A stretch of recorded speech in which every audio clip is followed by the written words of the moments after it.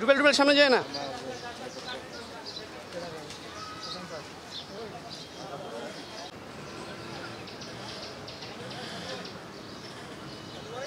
হ্যাঁ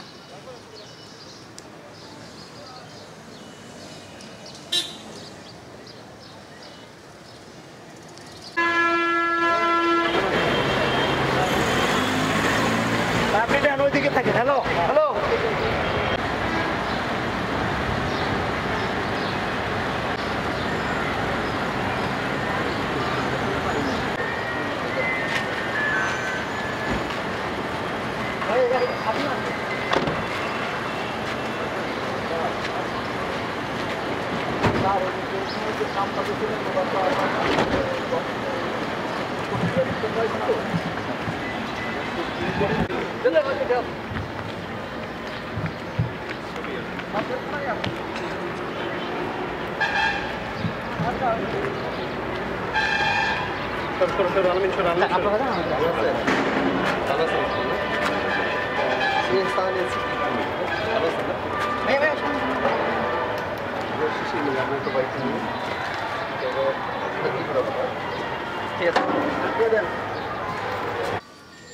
আপনারা সবাই জানেন যে আগামীকালকে বেলা 11:30টার সময় মহামান্য আপিল বিভাগে জনাব মোজাহিদ সাহেবের আপিল মামলাটি যুক্তিতর্ক শুরু হওয়ার টাইম রয়েছে, নির্ধারিত সময় রয়েছে।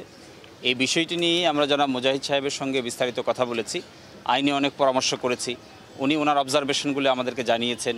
দেশি বিদেশি যে সমস্ত নজির আছে এগুলো আমরা তার সঙ্গে কথা বলেছি।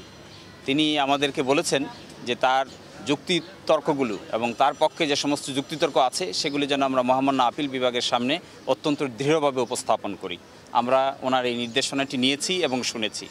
উনি আমাদেরকে আরও বলেছেন যে উনি দেশবাসীকে সালাম দিয়েছেন এবং উনি অত্যন্ত ভালো আছেন, উনি শারীরিকভাবে এবং মানসিকভাবে সুস্থ আছেন। ওনার সঙ্গে আমাদের অনেক আইনি বিষয়েও কথাবার্তা হয়েছে। আমরা আশা করি উনি যে নির্দেশনাগুলি আমাদেরকে দিয়েছেন আগামীকালকে থেকে শুরু করে মহামান্য আপিল বিভাগের সামনে আমরা এই যুক্তিগুলো উপস্থাপন করতে পারবো বলে আমরা দৃঢ় প্রত্যাশা ব্যক্ত করছি। আসলে এখন যে বিষয়টি সামনে আছে সেটি হলো ওনার আপিল মামলাটি আগামীকালকে যুক্তিতর্ক শুরু হচ্ছে। আজকে ওনার সঙ্গে আমাদের আপিলের মামলার বিষয় সংক্রান্ত ছাড়া অন্য কোনো বিষয়ে কোনো কথাবার্তা হয়নি। আমরা আশা করছি যে ওনার অবজারভেশন এবং আমাদের যে প্রস্তুতি এবং আগামীকালকে আমরা একটি লিখিত আর্গুমেন্টও আপিল বিভাগে জমা দিব, সেই প্রস্তুতি সংক্রান্ত বিষয়ে ওনার সঙ্গে বিস্তারিত কথা হয়েছে এবং উনি বলেছেন যে ওনার পক্ষ থেকে আমরা যেন কথাগুলি মহামান্য আপিল বিভাগের সামনে যথাযথভাবে তুলে ধরতে পারি, এই ব্যাপারটিতেই আজকে কথা হয়েছে এবং উনি আমাদেরকে দিক নির্দেশনা দিয়েছে। যেহেতু এটা নারায়ণগঞ্জ আদালত, ঢাকা কেন্দ্র কারাগার নয়, আপিল বিভাগের শুরুর দিকের যে কথাগুলো সেটি ছাড়া আপিল বিভাগের পরে এটি না হলে আরেকটি কোনো আমি বলতে চাচ্ছি যে রাষ্ট্রপতির কাছে ক্ষমা চাওয়া বিভিন্ন বিষয়ে যে পরবর্তী পদক্ষেপ যেগুলো সেই বিষয়গুলো নিয়ে আপনারা ভালো করেই অবগত আছেন যে এই মামলাটি এখন শুনানির জন্য অপেক্ষমান আছে। একটি মামলা যখন শুনানি হয় তখন তার পরবর্তী পদক্ষেপ নিয়ে কথা হয় না। এই মামলাটির শুনানিটি কত ভালোভাবে হয়, কত সুন্দরভাবে হয়, কত পার্টিসিপেটরি ওয়েতে করা যায়, এটি এখনকার আলোচনার বিষয়। এর পরবর্তীতে মহামান্য আপিল বিভাগ কী সিদ্ধান্ত নেবেন সেটি এখনকার আলোচনার বিষয় না, সেটি পরবর্তী ব্যাপার। আমরা আগে মামলা উপস্থাপন করব। আমরা আশা করি মহামান্য আপিল বিভাগ আমাদের যুক্তিগুলো গ্রহণ করবেন এবং আমাদের পক্ষে এই বিবেচনায় আনবেন।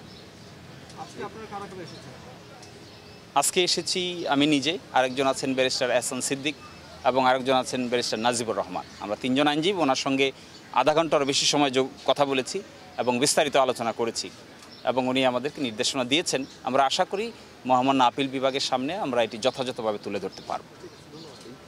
একটু জনাব মোহাম্মদ মুজাহিদ কেমন আছেন এবং দলীয় নেতাকর্মীদের জন্য তার কোনো মেসেজ আছে কিনা? আগেই বলছি যে আজকে আমাদের আলোচনার বিষয় একটি এবং সেটি হলো মহামান্য আপিল বিভাগের সামনে আগামীকালকে অনুষ্ঠিতব্য আপিল মামলাটির যুক্তিতর্কর বিষয় এবং সেখানে আমি বলেছি আপনাদেরকে যে উনি শারীরিকভাবে এবং মানসিকভাবে ভালো আছেন, উনি দেশবাসীকে সালাম জানিয়েছেন এবং আপিল মামলা ছাড়া আজকে আমাদের সাথে ওনার আলোচনার আর কোনো বিষয় ছিল না।